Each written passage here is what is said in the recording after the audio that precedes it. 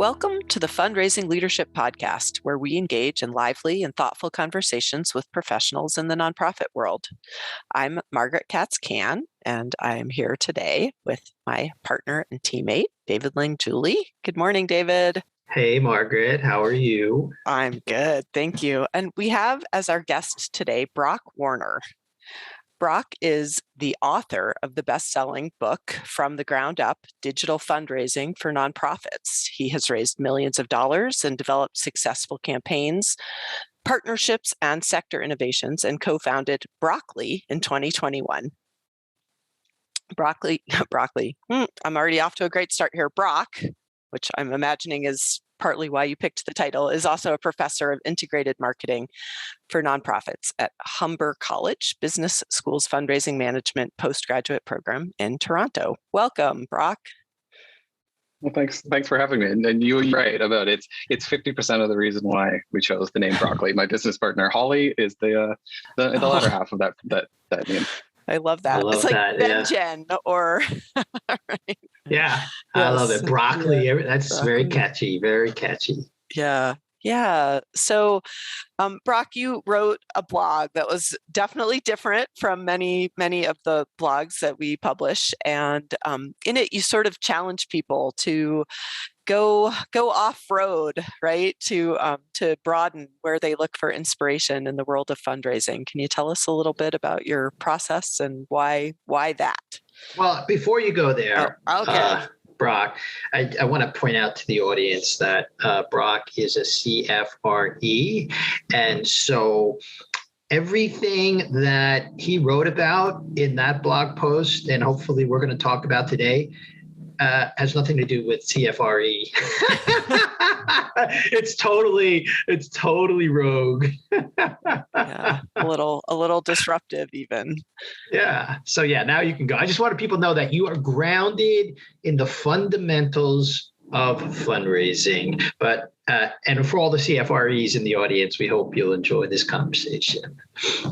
Yeah, thanks for calling that out right off the top. It's when I wrote that book, it was very important to me that if I was going to publish something and make it public and it's for the sector and for the profession of fundraising, I wanted it to cover the fundamentals.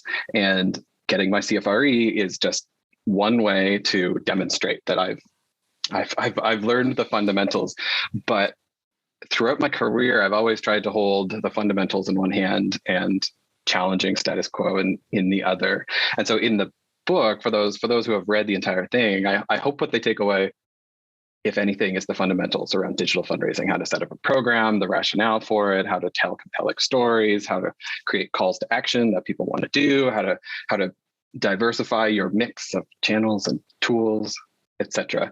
But I certainly tried to slip in little things that I get really excited about, little personal touches, like flourishes almost. And the chapter that was adapted and enriched for the blog is one of those. It's a little bit of like a Trojan horse. The book is Trojan horsing in some of these more challenging ideas, like look elsewhere. You're holding a book about fundraising, but in fact, some of the ways in which you'll make your program stand out from your peers to your donors whose inboxes are full and social media feeds are flying by, the ways you might enrich those and make those stand out won't come from a fundraising textbook. They won't come from a conference or a webinar. They might come from the least expected places. And I find that incredibly exciting. Yeah, I love that. It reminds me of, when I wanted to learn how to play the piano, and I got forced to play scales first and learn all the they felt stupid at the time, but like I wasn't allowed to play my Beatles music right away. I had to, play other things first. Yeah. And it's, for me, it's like, I'm 7 years into a 10-year quest for a black belt in jiu-jitsu.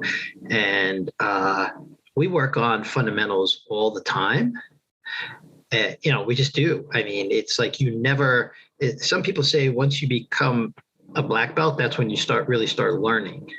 So it's the same thing for fundraising, but then you get to incorporate, like I was driving back to my home office here, and I was thinking about how, like, there's fundamentals in the art of jujitsu. Also, there's fundamentals in the art of fundraising, and then there's a creativity part. There's the creative part, and that goes beyond fundamentals. In fact, we might even say that creativity is fundamental. We could, in fact, say that. Yes. And so, I think, yeah. Yeah. I mean, I think David and I both, for the work that we do now, look into coaching and the skills of coaching and listening in order to sort of build fundraising relationships. And so that's a place, I think where we both have found a lot of inspiration when we are working with fundraising teams. But that's not where you looked. So tell us tell a us little some bit. places. Tell us one place, your most favorite place where you looked and found something surprising and that, like, most fundraisers wouldn't think about. Architecture has given me a lot of inspiration, and I am in no way an architect or anything close to it or even aspiring to it. But I began listening to a podcast that I only started listening to because I saw it fairly high ranked in the iTunes podcast queue, and it was called 99% Invisible. It's hosted by Roman Mars, and it's about design and architecture and how so many of the things that influence our lives are largely invisible. The way buildings are laid out and the materials that are used and choices that are made in the design process. And so that was escapism from writing grants and following up with donors and all those things that fundraisers do every day. So that podcast was escapism, but I would find episodes that sparked ideas that I never thought possible. And I saw an applicability to my daily job and was unsuspecting. I was not expecting that. One example of that is a challenge coin. Challenge coins are something I had never heard of before. Have either of you, David or Margaret, heard of challenge coins? No. So challenge coins are a coin, and they're a literal token of gratitude, and it's a tradition largely in armed forces, who, as individuals, not as formal ranks of bodies of government, as individuals, they will design and create coins for one another, and they'll share them amongst themselves as like a show of recognition. Like, we went through some stuff together, so like this is our coin, and they're passed with a handshake usually, and very, very subtly, and it's very much an individual to individual. And I thought, wow, I wonder if that could work in fundraising, because it's a literal token of gratitude, and we're always trying to think of ways that we can show our gratitude to donors, and to do so in a very personal and meaningful way. And coins are just packed with stories. The podcast went into this, like the coins are packed, and any coin is packed with symbolism and stories. And so how I brought that over to the organization I was working with at the time is I thought, let's do this maybe for legacy donors. So donors who have included us in their will, but who are still with us. So we have the opportunity to say thanks. And what would we want that story to be? And so we packed all sorts of things like constellations that represented the pillars of our work, but also had this next layer, a story attached to them, that stars guide us in many ways in the sky, but they're in fact long dead. But they continue to guide us, and they continue to give us direction and ground us in our place now. And that's exactly what a legacy gift is, right? It's like this intergenerational guidance and support. And we also made it, this was not planned, but I've shown it to people before, but we built it. I'm holding it up for Margaret and David right now. We made a box for it out of concrete. I made them at my kitchen table, actually. And that was like an intentional choice, because concrete is a foundation. Concrete is something you can build on. And so is a legacy gift. Yeah. Awesome. Yeah, You've nice. gone through like a whole bunch of things there, and I'd love to just back up for just a minute. And, my brain's going, wait, architecture, design, space, holding, container, but tell me what were the echoes of architecture and design that you brought into your fundraising work? The idea of creating space.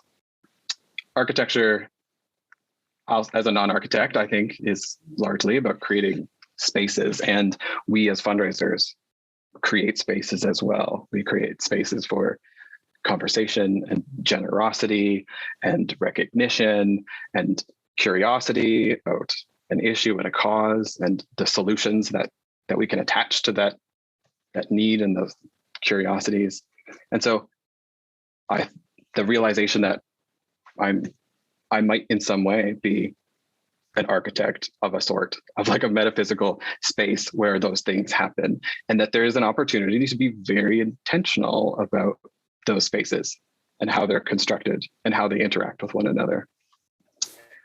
In the blog, I talk a little bit, and there's plenty of links about Christopher Alexander, who, along with some co-authors, wrote a massive, like 900-page book called A Pattern Language, where he identifies and describes 256 or so patterns that exist in society. And he starts at a very macro level, saying that, towns are a pattern. And then within that are many different patterns that can be connected in many different ways. So if one is the towns and cities, the very smallest pattern that he identified that exists in a space is things from your life. So within the towns, there's regions, there's buildings, there's rooms, there's doorways, there's walls, and then there are things from your life. And these things can all be interconnected in different ways. And what Christopher Alexander was really trying, I think throughout his entire career and his life, he just passed away fairly recently, was to infuse spaces with life and asking, does this have life in it? And I think that really challenged a lot of assumptions about how buildings are built and why buildings are built, because it's a slippery concept that means different things to different people. But he was constantly challenging people to build something that had life in it. He would hold up objects like a hatchet and say, look, I think this feels like it has life in it. Does it feel like it has life in it to you? And if your answer is no, then let's explore why you feel like it's no. And if you think the answer is yes, let's explore why you think it's yes. And you'll find your own answer, and it will have different answers for different people. But Yeah, that could very well be true. Oh, sorry, go ahead, Dave. No, what I like about what you're saying is that spaces, architecturally designed spaces, are spaces for life. Now, if we were to use that as a metaphor, nonprofit organizations are spaces for life. And so the question for a fundraiser or for a leader in a fundraising organization is, what life are you impacting with your space, also known as your organization? And so that's a big question we get to when Margaret and I are working with leaders. And here's like the fundamental question: who are you, and what are you up to in the world? Who are you? And it's not like, I agree. Yeah, it's not like, well, I work for this organization and I raise money. No, that is some of your doing, but it's not who you are and what you're up to in the world. Yeah. Yeah.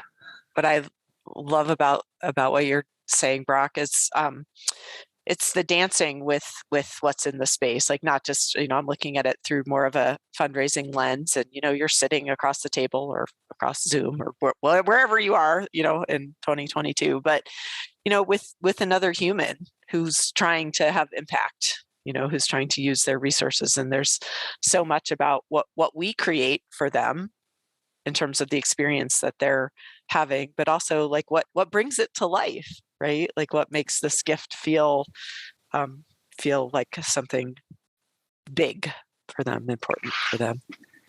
Yeah, I suspect that for most donors, there are causes they're very, very passionate about, and there are very likely many different organizations that are providing solutions to that cause in different ways and you can zoom in far enough. And I wouldn't discredit any one of those individual organizations, but from the donor perspective, there are many different options and opportunities. And so as an organization, you should think about how can you set yourself apart, and what's more proprietary and different to you. And so much of what your day-to-day and what will power your organization will be best practices, and everything you learn in the CFRE study materials and designations. That's going to be what you build on top of. But what's going to really set you apart, I think, will be some of these outlier, very deeply personal experiences that are shared with you. And those, you could call them insights. That feels like jargon to say, finding those insights, but really it's conversations, and it's things you learn from people who love you the most, or who can't stand you. Like, it's those outliers. If there's a bell curve that all these donor relationships are on, most are going to fit into the middle. Most are going to like you. And they probably like a few other organizations who do similar work as well. They probably support 3 to 5 organizations who do this work. Finding and talking to, and like literally talking to those people who only support you, or who have ceased supporting you because of something they learned or something you did. It's those outliers, those tail ends of the bell curve, that I think are where you get the really rich proprietary insights that are going to set you apart from the others. I did a presentation about this at AFP Icon 4 or so years ago. It was in San Antonio. It feels like yesterday and a decade ago, all at once. But it was about this idea of how might the design thinking process help you deeply understand insights of those outlier ends of the bell curve, so that you can offer something that feels truly unique and feels deeply personal to those supporters, because those are the ones who are going to support you year over year and include you in the will and so on. Yeah. I'm just thinking about that's, I'm curious, like, is there a conversation or an example or like a time, that you either as a business strategy consultant for clients, or actually when you were a frontline fundraiser, where you really deployed some of this inspiration into a conversation or a meeting or an arc with a donor? Well, the challenge coin that I mentioned earlier, that was made, deployed, handed to donors, and I did get to hear firsthand just how memorable and meaningful that was as an interaction. So yeah, that's one that really jumps to mind. There's another organization who really spoke very passionately about the way in which their Canadian-based staff and their beneficiaries in Africa, in Central Africa, about the partnership between the two. So they spoke very from a technical standpoint, from an ethical standpoint. There were many ways that they spoke at length about how considerate they were about how that partnership was presented, to make sure that they balanced the power dynamic as best they could. And how I and some partners tried to summarize that was, we used an object called an oloid, which I can hold it up. I'm holding it up to the screen, but I'll type it for the audio listeners. An oloid is like 2 interlocking spheres. And so it has these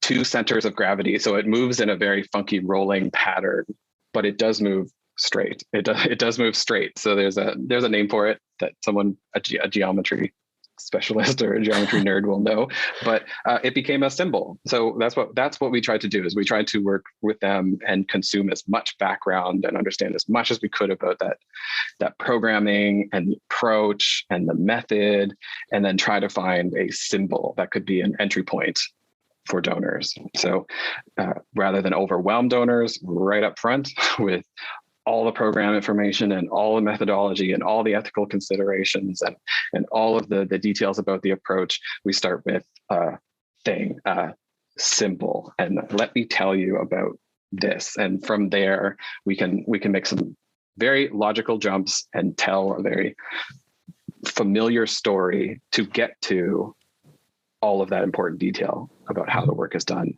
and where it's done and why it's done and who's involved and how they're involved and so on. So that's another one that comes to mind. Yeah. Oloid, if you're listening, it's spelled Oloid. If you wanted to Google it, there's lots of fun videos of it. So it's sort of a symbol of integration, it sounds like. Yeah, of like two things that have interlocked, and though separate and though different, now that they're together, they can move forward together. Even if they wobble. One straight direction. Yeah. Even if they wobble. Yeah. Weebles wobble. Weebles do in fact wobble. In real life, I do think they fall down occasionally. No, that's interesting. I like how, you're encouraging the audience to think about some tangible objects that go beyond the usual swag, shall we say? Yeah. Yeah. Who needs another tote bag, right? Or another coffee mug, right? Exactly. Seriously. Yeah. Yeah, these are symbols. Cool. These are all symbols. Right. Where what we try to do is we try to like find something that has life in it. We're trying to answer that unanswerable question of like, does this resonate deeply in someone else? Because if we can do that, or if we can at least strive to do that, then there's a good chance we're going to resonate deeply with them, which will bring loyalty, which will bring generosity, will bring commitment. Right. Well, it reminds me of something that Margaret and I'll speak for myself, that I remember from our coach training, Margaret, which is, we call it like a structure. And oftentimes we'll work with clients and have them choose an object and imbue, or the object represents something. This is what we're talking about here with the oloid, or with the coin. And for me, I can share some examples here. When I was in my coach training, I tied a bandana around my backpack. So bandana is an object, but it represented something. What did it represent? It represented my adventurous nature, because I took that bandana on nearly every mountain climb I ever went on. So there was life in there, and it was just a reminder that I am adventurous.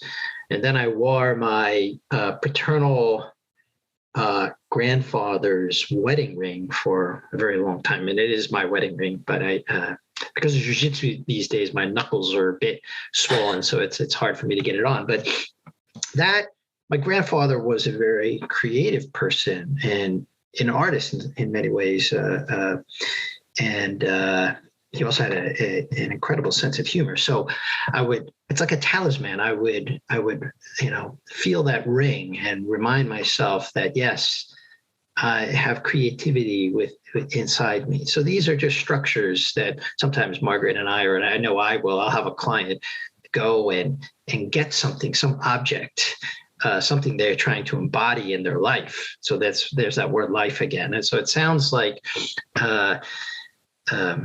some of your work has been to help nonprofits to create or choose objects that they can give to donors as a way of reminding them about who they are. Right. And to imbue them with something that's bigger, right? Yeah. Some meaning that's bigger than just the object. Mm-hmm. Mm-hmm. Yeah, I would agree. And to maybe bring it down to if you were a fundraiser working for a very small shop and just buying things, objects is not in your budget this year. Put it in for next year. However, all of this applies. Everything we just described, I think, applies to also naming a monthly giving program, naming a speaker series, the visual identity you give to a legacy brochure package. There are all these other non-tactile but very much real things that you design and you develop. So if rather than just being the food bank monthly giving program, I would challenge people to think about what might be a name that resonates a little more deeply. That is not necessarily a person, but maybe it is an object, or maybe it's a concept. And you're probably not going to find that by just looking at your peers, by looking at who is right next to you and what are they doing. So rather than look to that center of the bell curve where all your peers are, then you might want to strike out and look at what are people in the private sector doing. Let's look at architecture. Let's look at who you name it, anything but another charity. Find some inspiration, bring it back, adapt it to the context that you're working in so that it's familiar. And I think you'll start to be getting towards something that has some life in it. Yeah. Love that. Is there anything else? I'm sure there is a slide that, like, what else from your book is something that we should know about? Because I've only now read this excerpt so far. The bulk of the book, though I understand if people aren't getting the impression that this is true from this conversation, 90% of the book is the fundamentals of a digital fundraising program. I teach at Humber College. I'm a professor in the postgraduate certificate program in Humber's business school. And for several years, I've been teaching the digital fundraising program and course within that program. And the course was going to undergo a restructuring for good reason. It's now much more about integrated campaigns than it is digital fundraising. And so there was just a lot of content that I had developed for that course and refined over the years for that course, 17 3-hour lectures that not all of it was going to make it to the next course. And so I started by thinking, well, I'll just PDF my lecture slides and I'll just share it with anyone who asks. And then I realized, well, there's no context there. Then all the little stories and the tangents I went on and the examples I would cite aren't in there. So I'll write notes to the slides. And then all of a sudden I was at 6,000 words and I thought I'm a third of the way to a book. So let's do it right. Let's make a book. And I worked as quickly as I could to adapt it into book format, released it in September 2020 because there were so many charities, thousands upon thousands of charities who were just getting online for the first time because of COVID going on longer than most people had predicted at that point. So by September, we were about 6 months in and charities were facing down the year-end fundraising push and didn't have email marketing programs in place, didn't have social media strategies. They had not really invested anything at any point around digital fundraising. And so a book serves that need and scratches that itch for the fundamentals. So if I have done nothing, where do I start? I really wanted to meet that need in the fundraising marketplace. So that's what the book largely is. It goes into detail on what are the main channels and what purposes do they serve? What are their superpowers? What campaign types will you want to build into your calendar? How do you structure a calendar around the year? How do you tell stories that can move people to action? I provide story structures, this the old story circle model, and tease a few more as well. So that's what the book largely is. Yeah. What I like about that is for those of us, for those in the audience listening in sort of in a startup or very small nonprofit structure, small organization. Well, I guess I'll ask you the question, like, in terms of resources, what does it take to get started with some of this digital fundraising? Well, it's going to take time. Like that's for certain. The growth of digital fundraising, which I think for the most part fits within an annual giving program, that growth comes incrementally over time through consistency and through attention to detail and testing. You're not going to jump in big leaps and bounds. And when I'm approached by potential clients or just peers or people who reach out and they're struggling financially and they need $75,000 this quarter, digital fundraising is not going to fill that for you in the same way that direct mail is not going to fill that for you. So what it takes is early on a commitment to setting aside the time to setting up some of that basic infrastructure. Like, do you have a list of people who have given you permission to email them? And if you do, then let's get that into an email marketing platform. And there are lots of them, and some of them are very cost effective, especially if you're small. There are some that if you have under a certain number of subscribers, like under 1,000, then it could be done at no cost. And if you have an email marketing program in place, great. Now let's get a welcome series in place so that when somebody signs up for your email, they get a thank you. Thank you for signing up. And here's something else you can do. Let's get that form on the website. So these are all time consuming. They require some skills, but also if you're a curious person who's willing to learn, there's plenty of resources to help you do that. You also have whether you know it or not, you have a supportive peer network around you who will help you do that. And also these are everything I just described are steps to be taken that you may not have to take again. That's why I call them like an infrastructure piece, that you're going to set up that account once, you're going to set up your email templates once, you're going to set up that welcome series once for at least the next little while. So there's an investment of time, absolutely. And then it's follow through. Follow through takes time as well, and it takes commitment. And as the program grows, it's going to take buy-in for more time, buy-in for more Well, what I love about that is it has the potential to done well, has the potential to bring a large number of let's just say small donors, if we want to call them small. They're not small in size, but their donations might be small at first. And but that shows affinity for the organization, and then you can start doing what Margaret and I used to do for a living, which is go meet some of those people and have conversations with them, either online via Zoom, if they're all around the world. That's the other thing that's really amazing about digital fundraising is that you can, the cost of attracting individuals from around the world is squashed to almost nothing. Right. And so anyway, I like that. And for the principal gift professionals out there in the audience, these are your future donors. Right. This is your pipeline. Yeah. Yeah. Absolutely. Yeah. Those major donors, don't assume those major donors haven't signed up for your emails. Don't assume the foundation administrator hasn't signed up for your emails, or the corporate giving representatives haven't signed up for emails with their personal email. You never know who is listening. And so telling your story as if those people are listening, being consistent, you never know whether those will snake through.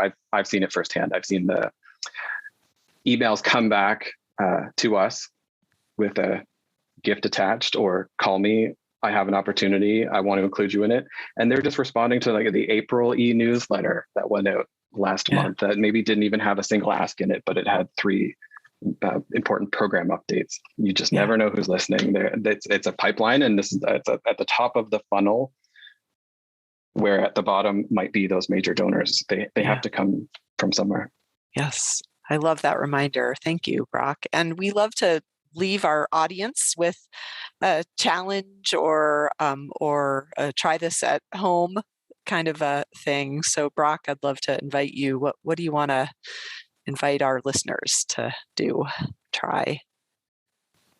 Yeah, the blog that we shared, it's called Tugging at Some Threads. And I think that I would challenge you to tug at some threads. And that a thread might be a curiosity that's been lingering about a skill. Maybe it's a skill you wanted to have. Maybe it's a club you wanted to join. Maybe it's a book you wanted to read that's not related to work. So if you feel some sort of voice or urge or temptation, then I would strongly encourage you, try to chase it down as best you can and tug at that thread. Something I try to do is I call them experiments. Where I'll give it a month, and because that makes the stakes feel a little bit lower. So this month, I'm going to try to learn wood carving this month. I'm going to try whittling something, and I'll give it a month. And if at the end of the month, I've given myself permission to put those tools up on Marketplace and pass them along to the next person. So give yourself permission to try something, and give yourself permission also to walk away from it as well. I think you'll learn something about yourself nonetheless in the process. Yeah, wonderful. Thank you so much, Brock, for joining us and for sharing this chapter from your book and giving people some inspiration. I think this week, instead of a more traditional resource, we're going to just point you back to Brock's blog, because he has many links in there, many places where he's found some inspiration or things he's reading or listening to. And I think that would be a great resource for us this week. Yeah, well, thank you, Brock. It's been an enjoyable and highly non-conforming conversation and building on the great foundation that many of the fundraisers in our audience have. So thank you. This podcast is brought to you by Fundraising Leadership. We provide unique coaching and training programs that powerfully transform how you work in order to get results. Please subscribe if you haven't already. You can find us wherever you listen to podcasts. And if you're enjoying the show, you can help us continue to bring thoughtful content with a monthly or annual contribution. This supports our production costs and keeps the show ad-free. Please make a contribution today using the link in the show notes. Now go put it into practice.